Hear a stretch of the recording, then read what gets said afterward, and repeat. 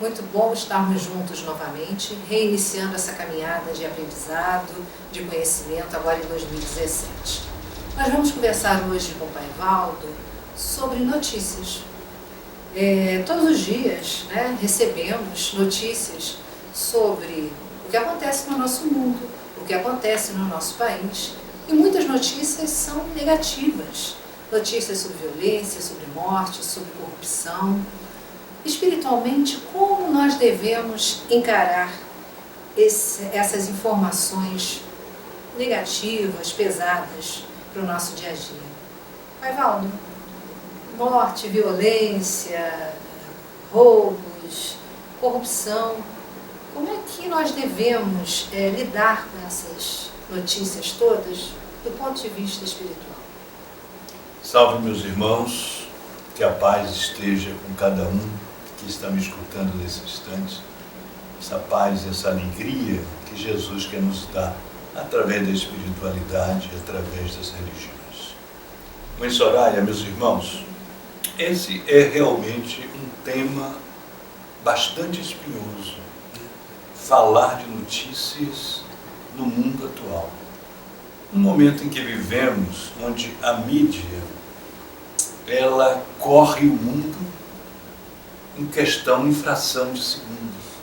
Algo que acontece lá no Japão, em segundos aqui, nós sabemos, através da internet, através dos meios de comunicação. E se tratando do nosso querido Brasil, e do mundo, como não? A mídia se preocupa muito em nos apresentar as páginas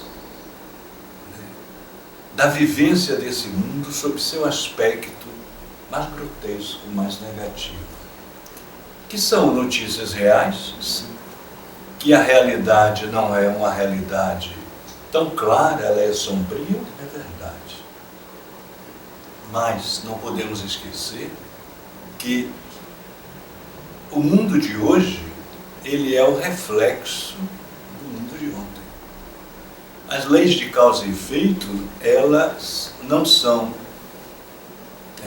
preceitos dogmáticos em sentido de destino pré-traçado, mas as influências que a própria história realiza, no meio dos povos, vêm sempre acompanhadas de quê? De atitudes, de fatos, de atos do passado. Então, olhar a situação do mundo e do Brasil hoje é realmente olhar com preocupação. Porque o que ouvimos a cada dia são notícias a respeito de violência, violência no Rio de Janeiro, violência no mundo. São notícias que nos falam de morte, de agressões, nos fala de roubo. Tudo isso fruto de quê? Fruto da falta de maturidade do ser humano. Nós não podemos olhar essas notícias simplesmente como quem olha uma realidade e tomar aquelas duas atitudes terríveis que normalmente o ser humano tem a tendência a realizar. A primeira é do avestruz. Esconder a cabeça e botar o corpo de fora. Ou seja, ignorar, passar a continuar a viver sua vidinha medíocre, sem dar atenção às realidades do mundo, sem se perguntar qual a minha parcela de culpa ou como posso ajudar a minorar tal situação. A segunda é aquela pior ainda. Já que essas atitudes de violência, de agressividade, de roubo trazem ganhos, por que não me aliar a elas? Vão dizer, não, de jeito nenhum, eu jamais faria isso. Às vezes nós não fazemos isso de forma consciente, de forma aparente, mas realizamos isso através da nossa mente, através das nossas emoções, né? Partilhando, até torcendo. Quantas vezes eu já vi pessoas torcendo, né? Na hora das eleições, ignorando perfeitamente tudo isso, mas buscando, através dos políticos corruptos, por exemplo, seus interesses pessoais. Esquecendo da comunidade, esquecendo do conjunto, esquecendo do próximo, esquecendo do outro. A situação do mundo hoje é uma situação caótica, sim. Repito, fruto da imaturidade humana que teima em não buscar no essencial a realização, a felicidade de sua vida. A felicidade da nossa vida não tem como discutir, está em Deus. Nascemos de Deus, como diz Santo Agostinho, e só nos realizaremos quando retornarmos a Ele. O homem, como sempre, na sua adoração idólatra de si mesmo, do seu ego, busca o quê? Ignorar Deus, ignorar seu destino eterno. Tenta viver o dia a dia, buscando nesse dia a dia uma felicidade inexistente. Qual é o princípio cristão da vivência no mundo de hoje? Ou no mundo de ontem, no mundo como tal? Vai e é sempre a de não afastar o aspecto eterno e espiritual para viver um dia a dia obscurecido pela ilusão de que isso vai lhe trazer felicidade, o que nunca lhe traz, chegando até a morte, decepcionados, vazios, sem realizar essa felicidade tão almejada e tão buscada. Isso não quer dizer que não tenhamos que viver o mundo em que vivemos, que tenhamos que viver os dons que Deus nos dá nessa encarnação. Não é isso que eu quero dizer, em função da eternidade e da espiritualidade.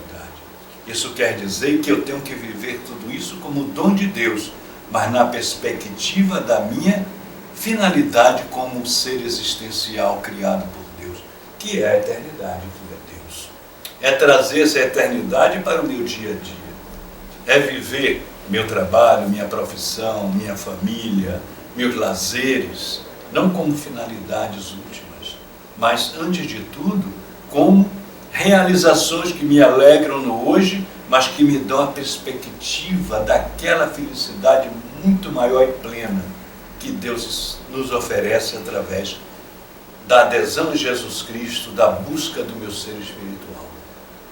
Então, meus irmãos, olhar a situação caótica de hoje tem que ser olhada com autenticidade e verdade. Mas, em termos micro, pessoal, cada um de nós tem que olhar isso na perspectiva da esperança. Porque Deus não nos abandona. Se Deus permite o caos, não é para nos destruir como um ser vingativo. É para nos ensinar. É para nos despertar para essa realidade que é a finalidade da criação do homem. Viver a vida em Deus. Porque só Deus é felicidade.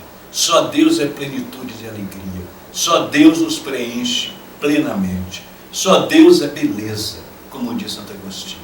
E enquanto não buscarmos a Deus, sem customizar as religiões, usando as religiões para meus interesses, para me manter no meu egoísmo, mas usar a religião para me jogar nos braços de Deus em sentido de eternidade, carregando comigo a minha realidade humana. É divinizar, espiritualizar minhas atividades humanas. Não é tentar usar o espiritual para desculpar uma vivência frouxa, desleixada, acomodada, num dia a dia mesquinho e vazio, que nos leva ao sepulcro sem paz, sem harmonia interior, sem segurança de viver. Pai, nós vamos pegar uma dessas pautas tenebrosas que povoam os noticiários, por exemplo, a corrupção, né?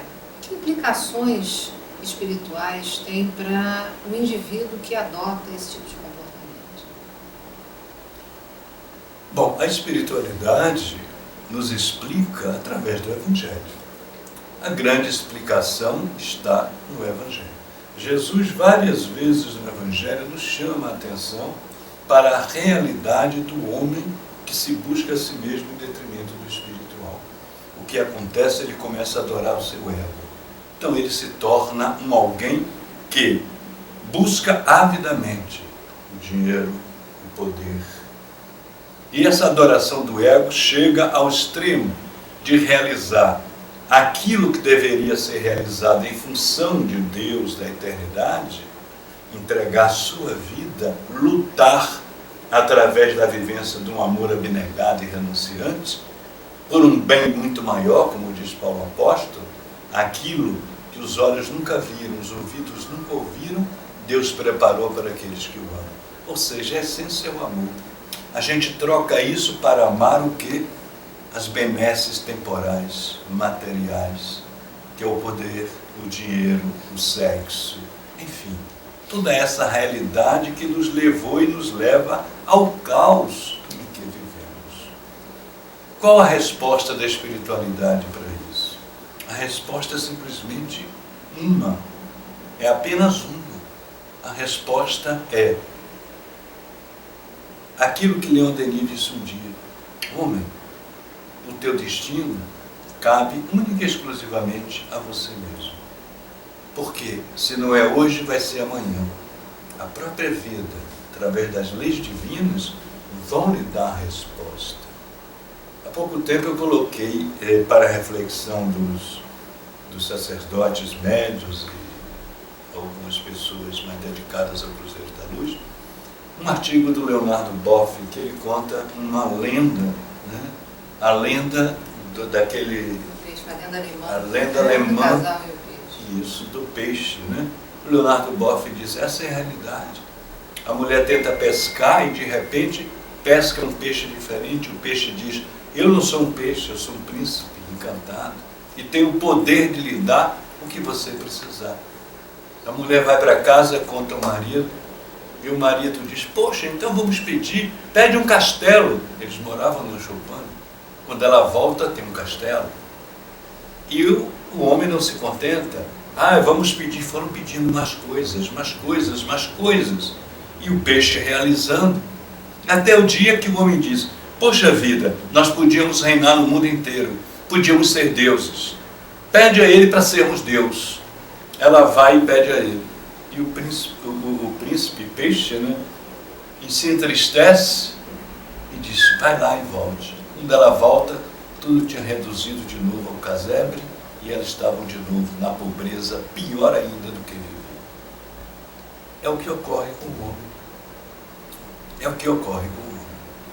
O homem vai buscando, Deus permite, a natureza lhe faculta, o mundo lhe aplaude e ele vai querendo, quando chega perto de Deus, é a velha Torre de Babel, né? Ele se reduz ao seu nada. Porque o homem é nada, Deus é tudo. O homem é criatura. É Deus que por amor nos criou e nos mantém. Quem muito quer, diz um ditado antigo que minha mãe sempre dizia, nada tem. Pai Valdo, muito obrigada. Meus irmãos, não percam a nossa próxima entrevista. O tema é aborto e suas implicações espirituais. Até lá, paz e alegria. Meus irmãos, que Jesus nos abençoe a todos, um grande abraço fraterno e que realmente a graça de Deus, através da espiritualidade amiga, desperte nossos corações para a busca de algo maior. Vamos olhar o caos com autenticidade e verdade, mas sem perder a esperança, porque somos cristãos. E com Jesus, não importa o tamanho das ondas, o barco não afunda. Graças a Deus.